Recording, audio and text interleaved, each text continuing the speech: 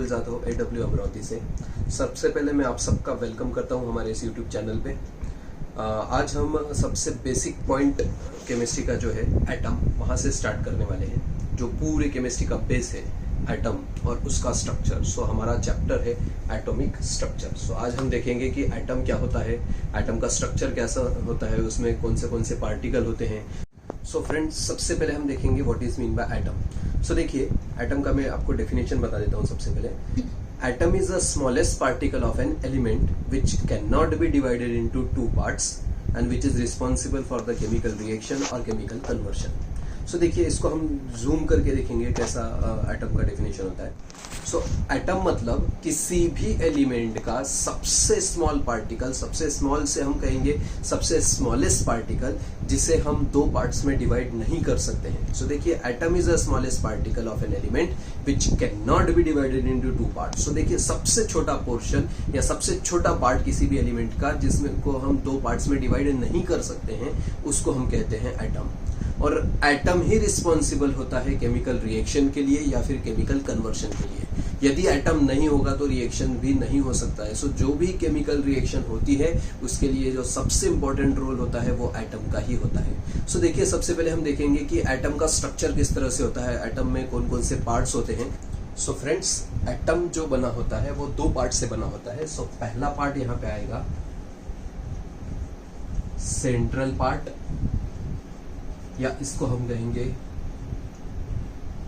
Nucleus, और दूसरा जो पार्ट होता है इसको हम कहेंगे एक्स्ट्रा न्यूक्लियर पार्ट, या इसी को हम कहते हैं ऑर्बिट, या फिर इसका दूसरा नाम है शेल। सो देखिए दोस्तों, यदि इसको हम ड्रॉ करते हैं तो देखिए कैसे ड्रॉ करेंगे। सेंटर में जो पार्ट आ रहा है उसको हम कहेंगे सेंट्रल पार्ट, या फिर इसी को हम कहेंगे न्यूक्लियस, और न्यूक्लियस के आजू बाजू में प्रेजेंट होता है एक्स्ट्रा न्यूक्लियर पार्ट, जिसको हम कहते हैं ऑर्बिट। सो ये बन गया आपका ऑर्बिट। देखिए, इसके सेंटर में जो पार्ट है इसको हम कहेंगे न्यूक्लियस, और न्यूक्लियस के आजू बाजू में ये जो पार्ट है उसको हम कहेंगे एक्स्ट्रा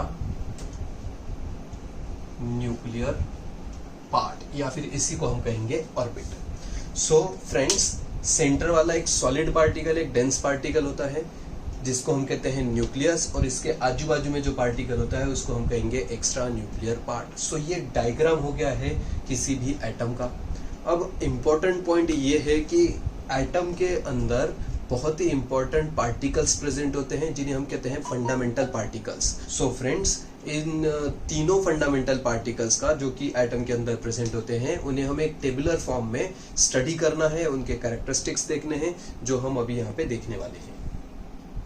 अभी जो हमने तीन फंडामेंटल पार्टिकल सुने थे, प्रोटॉन, न्यूट्रॉन और इलेक्ट्रॉन, उनके कैरेक्टरिस्टिक्स हमें अभी यहाँ पे स्टडी करने हैं एक टेबल के फॉर्म में। सो देखिए, ये हमारे प्रोटॉन, न्यूट्रॉन और इलेक्ट्रॉन्स, प्रोटॉन, न्यूट्रॉन, इलेक्ट्रॉन्स, और इनका स्टडी हमें करना है on the basis of symbol, location, charge, mass in KG, KG मतलब किलोग्राम, और mass in AMU, that is atomic mass unit. So इनके बेसिस पे हमें प्रोटॉन, न्यूट्रॉन, इलेक्ट्रॉन का स्टडी करना है। सो सबसे पहले देखिए, proton, neutron, electron. So proton का सिंबल क्या आएगा, सिंबल। सो प्रोटॉन स्टार्ट होता है P से, सो इसका सिंबल हो जाएगा P for proton, so symbol बन गया P। वैसे ही न्यूट्रॉन स्टार्ट होता है N से, तो इसका सिंबल बन जाएगा N, स्मॉल n। वैसे ही इलेक्ट्रॉन स्टार्ट होता है E से, सो इसका सिंबल बन गया E, और E के ऊपर माइनस चार्ज है, ये याद रखिएगा। सो ये हो गए प्रोटॉन, न्यूट्रॉन, इलेक्ट्रॉन के सिंबल के बाद आगे बढ़ेंगे हम लोकेशन की तरफ। सो हमें देखना है कि लोकेशन क्या है इन तीनों का, तीनों फंडामेंटल पार्टिकल कहाँ प्रेजेंट होते हैं एटम में। एटम के तो दो पार्ट्स होते हैं, एक सेंट्रल पार्ट और एक एक्स्ट्रा न्यूक्लियर पार्ट। सो भाई, इन दोनों में ये तीन पार्टिकल कहाँ होते हैं ये तो हमें पता नहीं है। सो इन्हीं के बारे में अभी हमें पता करना है कि प्रोटॉन और न्यूट्रॉन कहाँ प्रेजेंट होता है। So boys and girls, proton और न्यूट्रॉन प्रेजेंट होता है न्यूक्लियस के अंदर, इनसाइड द न्यूक्लियस। ये देखिए, लोकेशन में हमने लिखा है न्यूक्लियस, मतलब proton as well as neutron ये दोनों ही पार्टिकल न्यूक्लियस के अंदर ही प्रेजेंट होते हैं। ये आपको बहुत इंपॉर्टेंट पॉइंट है जो यहाँ पे याद रखना है। सिमिलरली भाई, तो इलेक्ट्रॉन कहाँ प्रेजेंट होता है? तो इलेक्ट्रॉन प्रेजेंट होता है आउटसाइड द न्यूक्लियस। देखिए, हमने सपोज अज्यूम कीजिए कि ये न्यूक्लियस है आपका, और न्यूक्लियस के आजू बाजू में बहुत सारे जो पाथ होते हैं जिसको हम कहते हैं ऑर्बिट या एक्स्ट्रा न्यूक्लियर पार्ट। सो इन एक्स्ट्रा न्यूक्लियर पार्ट में ही प्रेजेंट होता है इलेक्ट्रॉन। देखिए, इलेक्ट्रॉन न्यूक्लियस के आजू बाजू में प्रेजेंट होने वाले ऑर्बिट के अंदर रोटेट होता ही रहता है। सो आपको याद रखना है इलेक्ट्रॉन कहाँ प्रेजेंट होता है? सो इलेक्ट्रॉन प्रेजेंट होता है आउटसाइड द न्यूक्लियस, या फिर इसको हम कहेंगे कि इलेक्ट्रॉन ऑर्बिट में या फिर शेल में कंटिन्यूअसली घूमते रहता है अराउंड द न्यूक्लियस। ठीक है, सो ये हो गया आपका इलेक्ट्रॉन का लोकेशन। लोकेशन के बाद यदि हम आगे जाते हैं सो आता है चार्ज। सो सबसे पहले तो ये देखेंगे भाई पॉजिटिव चार्ज है, नेगेटिव चार्ज है या कौन सा चार्ज है, ये सबसे पहले हमें पता करना है। सो देखिए, P फॉर पॉजिटिव होता है और P फॉर प्रोटॉन भी हमने याद रखा है। सो प्रोटॉन के ऊपर चार्ज होता है पॉजिटिव। ठीक है, सो प्रोटॉन का चार्ज हो गया है पॉजिटिव, और पॉजिटिव चार्ज है तो उसकी कुछ न्यूमेरिकल वैल्यू भी होनी चाहिए। सो देखिए, आपको याद रखना है कि प्रोटॉन के न्यूमेरिकल चार्ज की न्यूमेरिकल वैल्यू क्या है? सो प्रोटॉन का चार्ज होता है plus 1.6 into 10 raised to power minus 19 C. What is mean by C? C means coulombs. So यहाँ पे C इंडिकेट करता है चार्ज का यूनिट जिसको हम कहते हैं coulombs. So एक बार फिर देखेंगे, प्रोटॉन का चार्ज होता है plus 1.6 into 10 raised to power minus 19 coulombs. आगे हमें JEE में, नीट में और 11th में भी कुछ न्यूमेरिकल्स देखने हैं जिसमें हमें इस वैल्यू की बहुत ज़्यादा ज़रूरत पड़ेगी। सो आपको ये चार्ज ऑफ प्रोटॉन आपको याद ही होना चाहिए। सो ये हो गया आपका charge of proton. Similarly neutron की तरफ जाएंगे तो आपको याद रखना है न्यूट्रॉन इज न्यूट्रल। न्यूट्रॉन हमेशा न्यूट्रल ही होता है। देखिए, मेरे वर्डिंग पे अब मैं आपको टेक्निक बता रहा हूँ, आपको याद रखना है न्यूट्रॉन इज न्यूट्रल, मतलब न्यूट्रॉन के ऊपर कोई भी चार्ज नहीं होता है। यदि न्यूट्रॉन न्यूट्रल है तो उसकी न्यूमेरिकल वैल्यू जो चार्ज की है वो भी क्या हो जाएगी? जीरो। देखिए, इसलिए हमने यहाँ पे जीरो लिखा है। यहाँ पे प्रोटॉन की तरह कोई न्यूमेरिकल वैल्यू लिखी नहीं है क्योंकि न्यूट्रॉन के ऊपर चार्ज ही नहीं होता है, दैट्स व्हाई उसकी वैल्यू हो गई है जीरो। ठीक है, सिमिलरली हम आगे जाएंगे इलेक्ट्रॉन की तरफ। तो हमें पता है इलेक्ट्रॉन के ऊपर चार्ज होता है नेगेटिव, ये आपको याद रखना है। Electron is always and always negatively charge, और इस इलेक्ट्रॉन की न्यूमेरिकल वैल्यू चार्ज की है minus 1.6 into 10 raise to power minus 19 coulomb. से एक बार फिर देखेंगे, minus 1.6 into 10 raise to power minus 19 coulombs. आपको एक सिमिलरिटी यहाँ पे दिख रही होगी, वो सिमिलरिटी है कि प्रोटॉन का चार्ज और इलेक्ट्रॉन का चार्ज दोनों ही सेम है। अब देखिए भाई, न्यूमेरिकल वैल्यू सेम है लेकिन चार्ज सेम नहीं है। देखिए, प्रोटॉन के ऊपर चार्ज होता है पॉजिटिव और इलेक्ट्रॉन के ऊपर चार्ज होता है नेगेटिव। सो देखिए, इसमें मेन डिफरेंस जो है वो केवल चार्ज का डिफरेंस है बॉयज एंड गर्ल्स, इसके ऊपर कोई भी न्यूमेरिकल वैल्यू का डिफरेंस नहीं है। सो ये आपको याद रखना है, प्रोटॉन और इलेक्ट्रॉन का चार्ज हमने यहाँ पे लिख रखा है।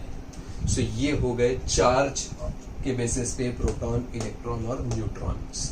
अब हम आगे जाएंगे मास की तरफ। सो मास के बेसिस पे हमें इन्हें एक्सप्लेन करना है। सो देखिए, प्रोटॉन का मास क्या होता है। देखिए, यहाँ पे हमें किलोग्राम में पहले हम मास निकालेंगे। सो देखिए, प्रोटॉन का मास जो है, प्रोटॉन का मास आएगा 1.6726 into 10 raise to power minus 27 kg। So आपको ये वैल्यू भी याद रखनी है, 1.6726 into 10 raise to power minus 27 kilogram. Similarly neutron की वैल्यू भी प्रोटॉन के वैल्यू के ऑलमोस्ट सेम होती है, 1.6749 into 10 raise to power minus 27 kilogram. So देखिए, प्रोटॉन और न्यूट्रॉन का मास ऑलमोस्ट सेम आ रहा है। यहाँ पे कुछ माइन्यूट पॉइंट में चेंज आने वाला है, बाकी पूरा मास ऑलमोस्ट सेम है। लेकिन इलेक्ट्रॉन का मास इन दोनों से बहुत अलग होता है। देखिए, इलेक्ट्रॉन का मास है 9.1 into 10 raise to power minus 31 kg। देखिए, इलेक्ट्रॉन का जो मास है वो प्रोटॉन और न्यूट्रॉन से बहुत अलग है। सो आपको इनकी न्यूमेरिकल वैल्यू भी बॉयज एंड गर्ल्स याद करनी है। ये बहुत ही ज़्यादा इम्पोर्टेंट इंफॉर्मेशन मैंने आपको यहाँ पे दी है जो आपको बेसिक केमिस्ट्री के लिए याद ही रखना है। अब लास्ट पोर्शन के ऊपर हम आगे जाएंगे, उसको हम कहेंगे मास इन AMU। देखिए मास इन केजी में हमने किलोग्राम में निकाल लिया है। अब AMU ये दूसरा यूनिट है मास कैलकुलेशन का, जिसको हम कहेंगे एटॉमिक मास यूनिट। और एटॉमिक मास यूनिट के बेसिस पे यदि हम देखते हैं तो प्रोटॉन का मास आता है 1.007। ये आपको याद रखना है 007, 1.007। और देखिए यदि 7 में हम एक ऐड करते हैं तो बन जाएगा 1.008, जो मास होगा न्यूट्रॉन का, ये बन गया 1.008। सो आपको ये एक और इम्पोर्टेंट बात यहाँ पे याद रखना है, प्रोटॉन का मास होता है 1.007 और न्यूट्रॉन का मास होता है 1.008। फिर इलेक्ट्रॉन का मास डेफिनेटली इन दोनों से अलग ही होगा। सो इलेक्ट्रॉन का मास यहाँ पे आता है 0.00054। सो हम इसको और दूसरे लैंग्वेज में कर सकते हैं 0.00054। सो फ्रेंड्स ये ओवरऑल टेबल जो है वो एक्सप्लेन करेगा प्रोटॉन, न्यूट्रॉन, इलेक्ट्रॉन की कैरेक्टरिस्टिक्स को, उनकी प्रॉपर्टी को, उनके डिटेल्स को। सो आपको ये टेबल अच्छी तरह से समझ लेना है। नेक्स्ट लेक्चर में हम इसके आगे वाला टॉपिक भी देखने वाले हैं कि भाई एटॉमिक नंबर क्या होता है, मास नंबर क्या होता है, ऑर्बिट क्या होता है, ऑर्बिटल्स क्या होता है, आइसोटोप्स क्या होते हैं, आइसोबार्स क्या होते हैं। ये पूरी डिटेल हम आगे के चैप्टर में पढ़ने वाले हैं। So boys and girls, so that's all for today. Thank you.